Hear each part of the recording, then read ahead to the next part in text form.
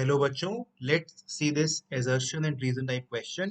हमें assertion में given है noble gases have highest ionization enthalipies in their respective periods। बच्चों, तो ionization enthalpy क्या होता है बच्चों? ionization enthalpy is the energy required to remove an electron from the outermost shell of an isolated gaseous atom। बच्चों, ये gaseous atom के outer most shell से अगर मुझे एक इलेक्ट्रॉन निकालना हो और वो काम करने के लिए मुझे जो एनर्जी देनी पड़ेगी वो आयनाइजेशन एनर्जी आईई कहलाएगी बच्चों। ठीक है। अब वो कहता है कि noble gases have highest ionization enthalpies in their respective period. अब जो नोबल गैसेस होती हैं बच्चों, उनका क्या होता है, उनकी जो कॉन्फ़िगरेशन होती है वो फुली फिल्ड होती है। उनके ऑर्बिट की अगर मैं बात करूं तो जहां पर भी वो एंड करेंगे, जैसे अगर मैं एग्जांपल लेता हूँ हीलियम का सबसे पहले, फिर नियॉन का, तो हीलियम का कैसे होता है 1s2, यानी कि उसका 1s ऑर्बिटल कंप्लीटली फिल्ड होता है। ना ही तो उसे इलेक्ट्रॉन लेने की जरूरत है ना ही देने की जरूरत है, क्योंकि fully filled configuration very very stable होती है बच्चों, है ना।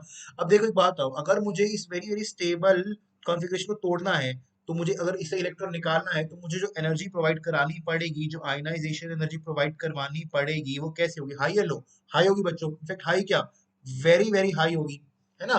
तो इसी वजह से ये अपने पीरियड में हाईएस्ट आती है। जैसे अगर मैं एनी की बात करूँ, नियॉन की बात करूँ, तो वो क्या होगा 1s2 2s2 2p6, यानी कि नियॉन के पास क्या है, जो पी शेल है वो कंप्लीटली फिल्ड है।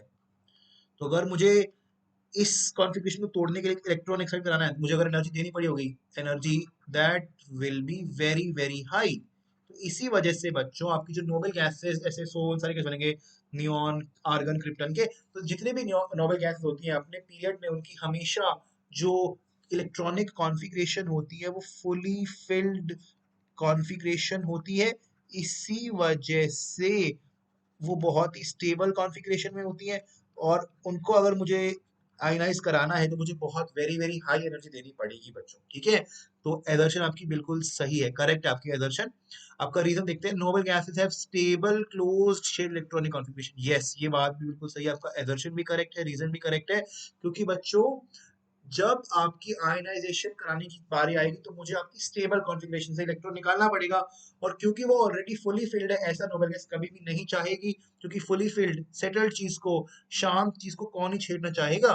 तो इसी वजह से मुझे बहुत ही ज्यादा हाई एनर्जी देनी पड़ेगी स्टेबल क्लोज्ड शेल कॉन्फ़िगरेशन को तोड़ने के लिए, जो कि पाप होगा इनफैक्ट बच्चों। तो इसीलिए ऐसा नहीं करा जाता, इसलिए बहुत हाई एनर्जी देनी पड़ती है। एजर्शन भी करेक्ट है, रीजन भी करेक्ट है, और ये रीजन एजर्शन का एक्सप्लेनेशन भी है। So option A will be right. assertion भी ट्रू है, रीजन भी ट्रू है, and the reason is the correct explanation of the assertion. So option A is the correct answer बच्चों। Thank you.